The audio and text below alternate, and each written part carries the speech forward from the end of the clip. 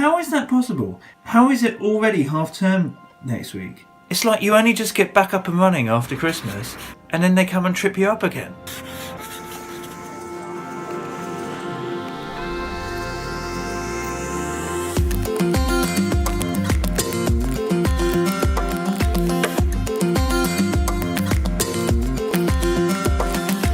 This morning I'm editing a voiceover. Not all voiceover artists do this, but what she's done is given me like 3 versions of every single line. And they're only subtly different, which means that I have to listen to each one.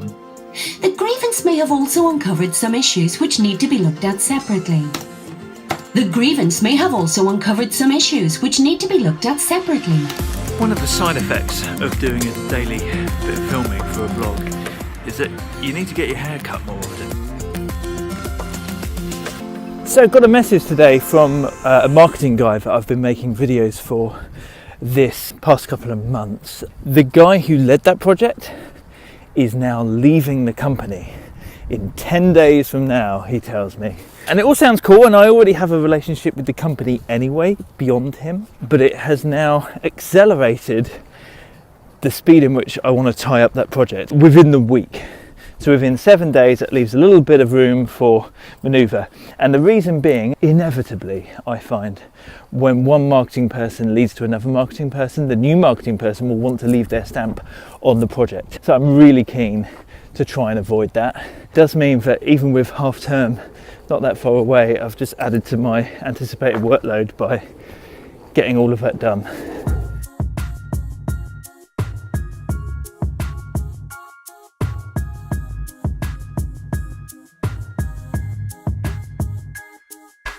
So it's gone 11, which is quite late.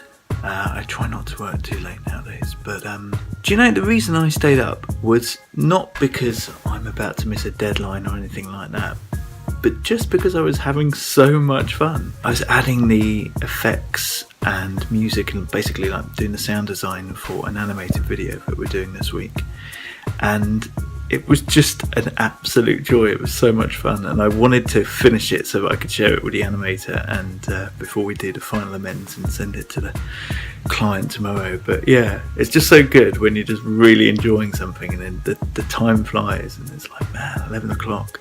Even the cat was getting bored. It's cool doing what we do, right?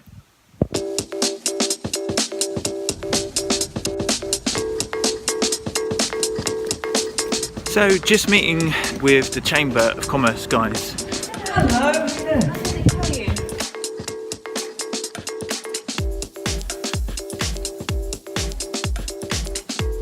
So I have the trophies on, yeah, and we can pass up to you. Yeah. I'm hosting an event for them in June, so we were just chatting about that, but ended up talking about marketing type things. But anyway, since I'm out and about, I'm gonna go and meet a friend for lunch.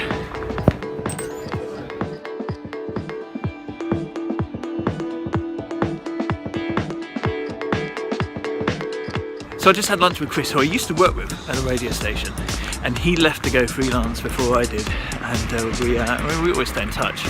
This is part of my thing I mentioned, possibly even in the first episode of doing this vlog, where I want to meet up with people doing similar things to me on a regular basis and have lunch and share ideas and thoughts. And I've not done enough of that over the last few years. It's kind of just building up that, I don't know, what would you call it, support? It's just nice to chat, isn't it? Chat to people doing similar things to you.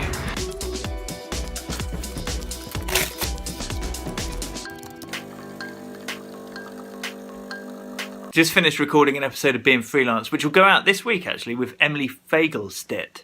Fågelstedt. Like, I always try and get the names right because otherwise it's just rude, right? But she seemed okay with me giving in and saying Fågelstedt, even though the Swedish way of saying it is much cooler. Fågelstedt. Really good chat with her though. Quite a trip from just doing a few people's Twitter accounts like 7 years ago to doing overall strategy and kind of growing her own mini networked agency, I think is the term she used. Yeah, really cool. Check it out, won't you? There'll be a link as always, and yeah, hit subscribe on iTunes so you don't miss the other guests that I talk to.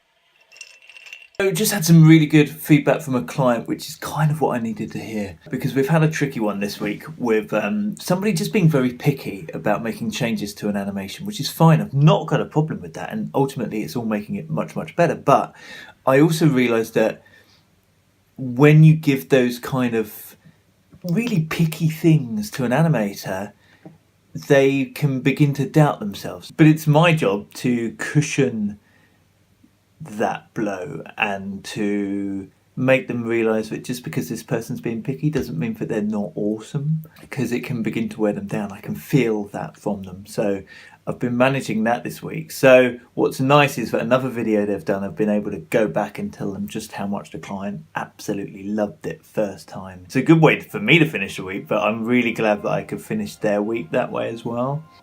Right now though, it's trying to snow outside, but I'm going to go for a run anyway. I need to wake myself up, and there's nothing like going for a run in the snow when it's 1 degrees to freshen you up. I think I might regret this, but I haven't booked our son onto any camps next week for half term. So maybe in next week's vlog it might just be documenting me having some kind of breakdown, but I don't think he's that well. And I just feel like booking him into camps, you know, where they make them run around all day, probably isn't what he needs. He probably just needs to chill out, read some books, play some Lego, you know. So even though clearly it would help me if I had a couple of solid days work next week, I'm not sure it's the best for him. So at the moment, he's gonna stay home with me. I know I'm being the good dad, right?